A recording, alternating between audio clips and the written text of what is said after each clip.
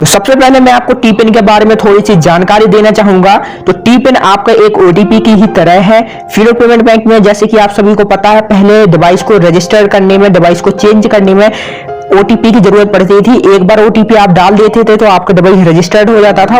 उसके बाद आपको ओटीपी डालने की जरूरत नहीं पड़ती थी। लेकिन इसका फायदा उठा करके कुछ लोग फ्रॉड कर रहे थे, मर्चेंट को ओटीपी भेज करके उनका पैसा निकाल लेते थे। इसकी वजह से बैंक ने इसको थोड़ा बदल दिया है और टी पिन ला दिया है। अब जब आप अपना रजिस्टर्ड डिवाइस को चेंज करेंगे तो आपसे लॉग इन करते समय टी पिन मांगा जाएगा। यदि आप मोबाइल में करेंगे तो उसमें भी टी पिन मांगा जाएगा। यदि आप अपने लैपटॉप या कंप्यूटर में करोगे तो उसमें भी आपसे टी पिन मांगा जाएगा। टी पिन आपको कैसे मिलेगा? तो सबसे पहले मैं आपको बताना चाहूंगा, आपके पास नंबर होना चाहिए जिससे आपका मर्चेंट यानी कि रजिस्टर्ड नंबर आपके पास होना चाहिए।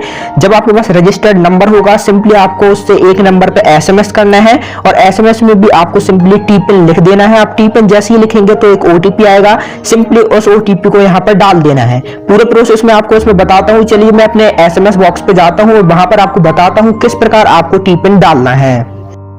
अब आप यहां पर देख सकते हैं मैंने अपना एसएमएस बॉक्स खोल लिया है।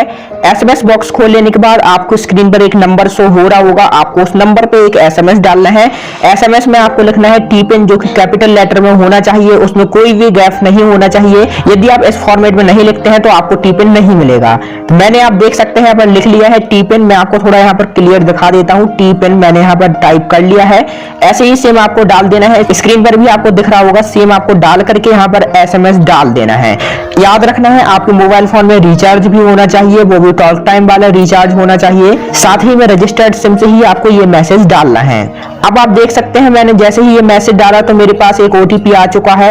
ये ओटीपी ही टी पिन होता है। पहले ये होता था कि आप लॉगिन करते थे, यूजर आईडी डालते थे, आपको ओटीपी मिल जाता था, लेकिन अब ये टी पिन लिख करके ही आपको ओटीपी मिलेगा। अब ये ओटीपी मिल जाने के बाद सिंपली आपको अपना फिर से वेबसाइट या फिर आप मोबाइल एप्लीकेशन में कर रहे हैं, आपको वो ओपन कर लेना है और वहां पर ये टी पिन डाल देना है। तो चलिए मैं जल्दी से टी पिन भी डाल देता हूं और उसके बाद आपको बताता हूं कि क्या प्रोसेस करना है। जैसे कि मेरे यहाँ पर यूजर आईडी डाली, उसके बाद मैंने यहाँ से नेक्स्ट किया तो अब आप देखेंगे यहाँ पर मुझसे टी पिन मांगा जाएगा। थोड़ा नेटवर्क इशू है इसलिए इसमें थोड़ा टाइम लगा।